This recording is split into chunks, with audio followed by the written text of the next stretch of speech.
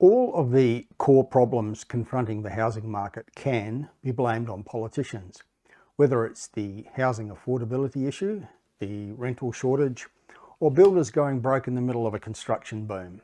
The short-sighted decisions of politicians are the underlying cause. Now, the previous federal government under Scott Morrison provided grants to encourage new home building, which was hugely successful, but they failed to consider whether there would be sufficient supplies of materials and tradespeople.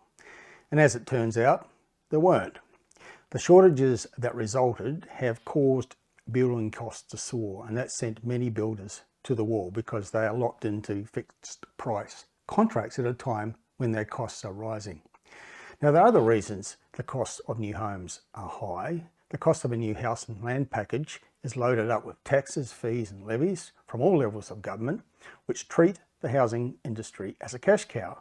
Across Australia, between 35% and 50% of the cost of a new home is government charges, and this underpins the affordability problem that continues to worsen in this country despite years, or indeed decades, of debate. Housing affordability will never improve until politicians stop milking the housing industry for revenue. But now the biggest issue is the rental shortage crisis, and this has evolved over the past 5 years as a result of federal and state government policies which have discouraged investors. The process continues, with several states implementing measures that will cause investors to sell, which will worsen the rental shortage. Now, if there's a single example that brilliantly illustrates the problem, it's the proposal by the Greens to deal with the rising rents problem by imposing a 2-year rental freeze. And if ever there was an instance that demonstrates how little politicians understand the housing market and how their harebrained decisions make matters worse, this would be it.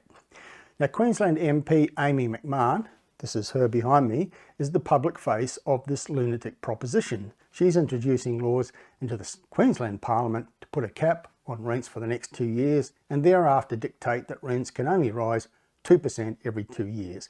She says if landlords cannot afford their property investment during the proposed rental freeze periods, they could think about selling them off. She says if that's the decision they make, they're leaving properties open for everyday families to enter the housing market to buy their first home, and I think that would be a good outcome, she says.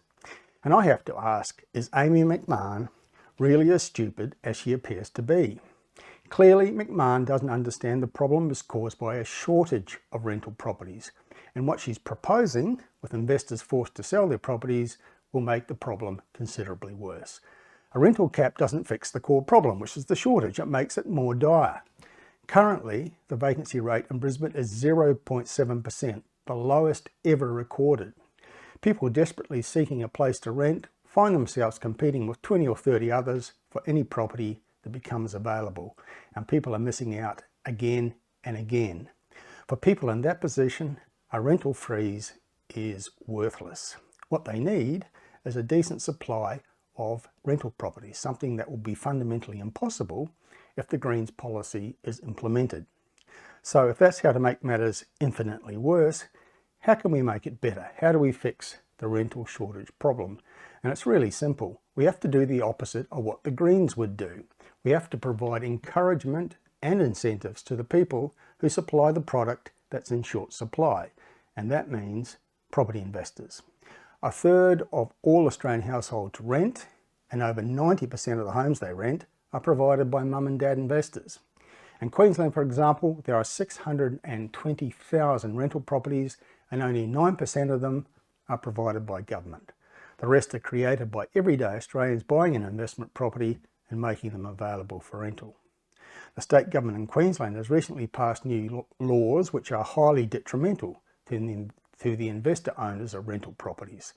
They also plan to implement new land tax rules which will force many owners to sell, thereby further reducing the supply of rental properties. And if the Greens have their way, Queensland will become the state that all property investors want to avoid. And there will be nothing, and I mean nothing, available to rent. In those circumstances, for the people couch surfing or sleeping in their cars or living in tents, a rental freeze will be utterly worthless.